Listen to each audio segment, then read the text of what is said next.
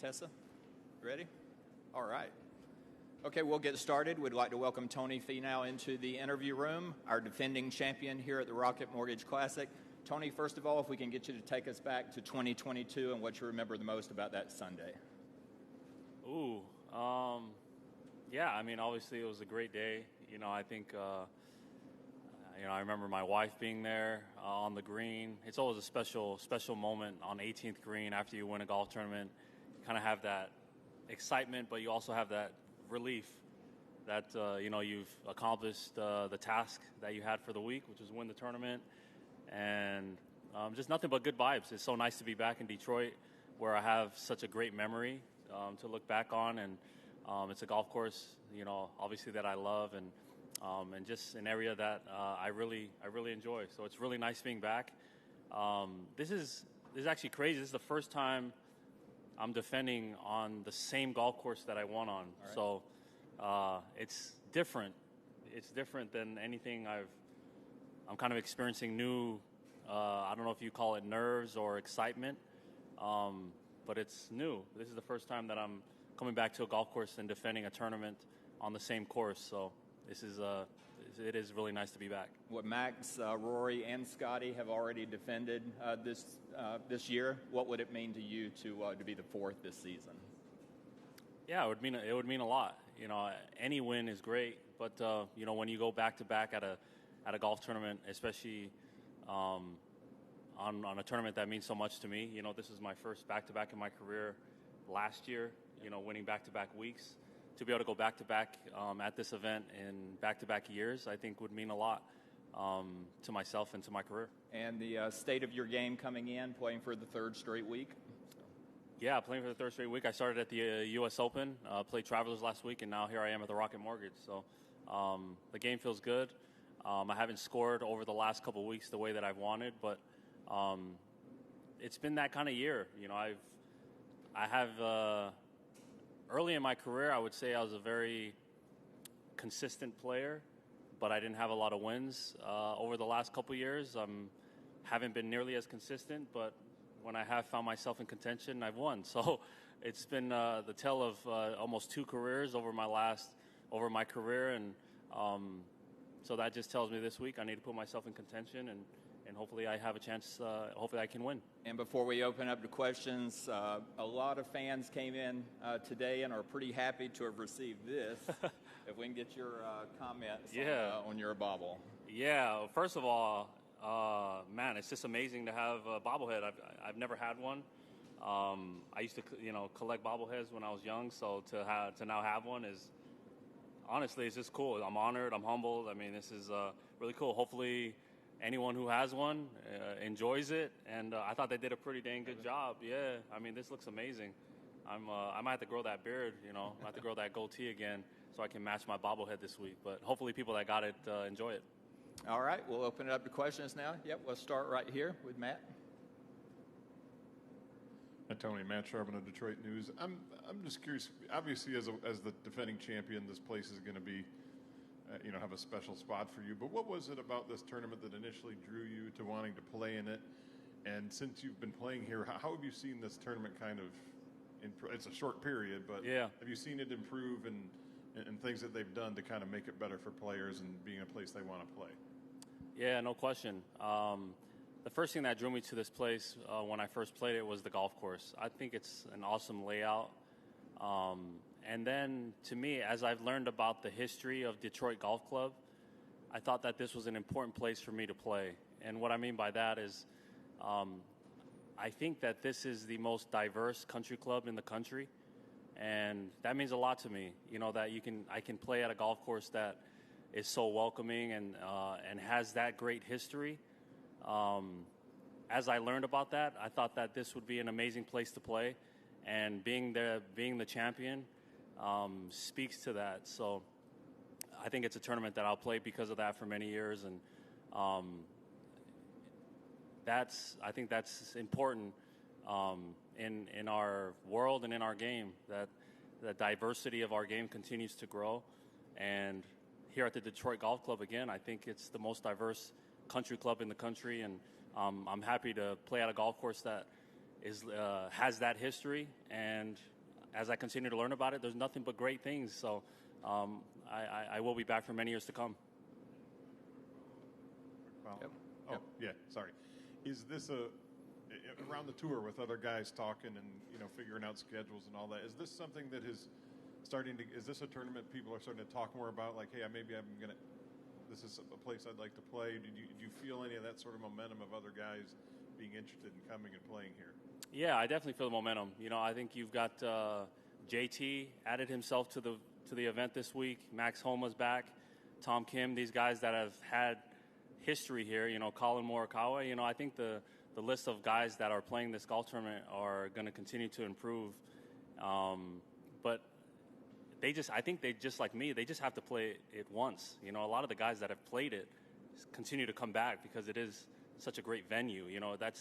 I would say that's at the top of the list when we look at our schedule. Is this a golf course that we like? And as guys play it, more guys will, I think, continue to play it.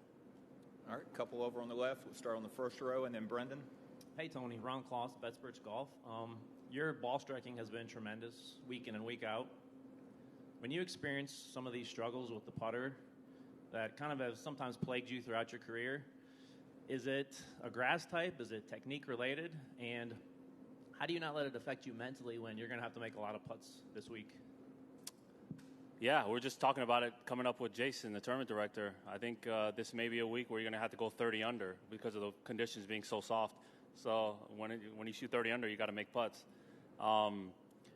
As far as my mentality, shoot or shoot. That's all there is to it. I never get shy when it comes to putting. I believe I'm a good putter. I've shown myself that throughout not only my career on the PGA Tour, but throughout my life. I make putts when they matter, and I have to continue to have that belief no matter what kind of struggles you go through. So, I haven't putted the way that I know I can. Outside of Mexico this year, I haven't really putted great. But I continue to look at the technique, whether it be, as you mentioned, grass, what are different, but for me, I grew up playing on bent grass. So this is a golf course that I will be comfortable putting on. And, hopefully I see them going early this week, but that's the best way I can put it. Shoot or shoot, and I'll continue to shoot. All right, let's go Brendan and then Steve. Hey, Tony. Two for you. At LACC, you called it on Friday. You said 10 will win, and I think I can get to 10. How common, I'm just out of curiosity, how common is that like on Friday, you pretty much have the number in mind that's actually going to stand come Sunday? Yeah, I think I've been around the game enough to kind of have an idea. Again, I think I'm pretty much calling 30 under this week just because of the conditions. I think last year I was able to get to 26. When Nate Lashley won, he was able to get to 25. Both years were pretty soft, but they started to get firm on the weekend because we didn't experience any rain. It's a golf course clearly you can score on. So with the conditions given, barring any wind, I do think you're going to have to shoot 28 to 30 under. But I think I don't know that it's a skill or anything. I think a lot of guys have that same, whatever you want to call it, intuition to kind of know what they're going to have to shoot to win. So it is what it is. I'll have a lot better idea probably after the first round what it's going to take this week. It could be 24 under. It's you just never know on any given week. But most of the time you'll have one or two guys that have an amazing week, and an amazing week on this golf course. As I've shown last year, and again Nate Lashley in the year before, years past. A great golfing week this week may possibly be 30 under. And for a kind of player of your stature, can you explain how kind of communication is taking place right now with everything going on with the tour and the deal from a couple weeks ago? From, how much are you getting from player advisory? How much are you getting, because it's just kind of, everyone's saying, I don't know what's going on. So how on from where you're standing are you actually getting the information that you want? Yeah, well, we're able to access the information that we want on a personal basis. If we wanted to reach out to Tyler Dennis or the guys, that are involved in the day-to-days, we have that access with their phone number or through an email. So we're able to have that access. You know, as a tour member as a whole. We had a meeting last week. You know, that's not a secret that we had a meeting at the Travelers. Any questions that we had were answered there, but not a lot of new information has been given to us as a whole, and so we'll just continue to move down this path with the tour and see where it takes us. All right, let's go over here to Burko on the right. Tony, couple things for you. Go back a year ago at this point, 12 months ago, you had 2 PGA Tour wins. You referenced the back-to-back victories in Minnesota and here. What changed for you from your perspective that allowed you to run through the finish line a little more often?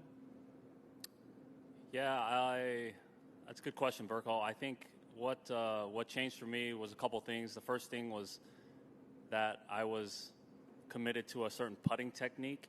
So my technique was putting conventionally and to stick with one putter. So that was a big thing for me. That was a big goal of mine, and it produced a lot of fruit throughout last year. And then it was the mindset that instead of, you know, how hard it is to win on the PGA Tour, somebody's going to be holding a trophy on Sunday. There is going to be one person that will be holding a trophy every week. And so the mindset of, I want to be that person and not be the one complaining about how hard it is to win. So when you have that click in your mind that it's not impossible, you know, somebody is going to win. I think as I've tried to focus on winning and not about how hard it is, that I started to produce some wins. So the combination of those two things, I think, have helped me over the last year create the results that I've had. How challenging was it for you to buy into that maybe different change in philosophy and thinking, and then seeing the validation soon thereafter? Yeah, well, I think the first thing, you have to have the skills. You have to be good enough. You know, you have to be good enough to think that you can do it. I think you can have the belief, but you have to put in the work and believe that you can do it. And I think my game is at a point where I believe when I play well, I can win any golf tournament. And you have to have that belief, but you have to have the skills to back it up. And then when you do it, then it becomes like a confidence thing. I think I can do this more. So it is a tough thing to buy into, but when you win, you know, then you start to have that extra, you carry yourself with that extra confidence, and you continue to push yourself to try to do that more. And that's the crazy thing about winning is when you experience it, you know, you think you'd be complacent and be like, oh, well, I did it. It's been quite the opposite. After I've done it, I want more of it.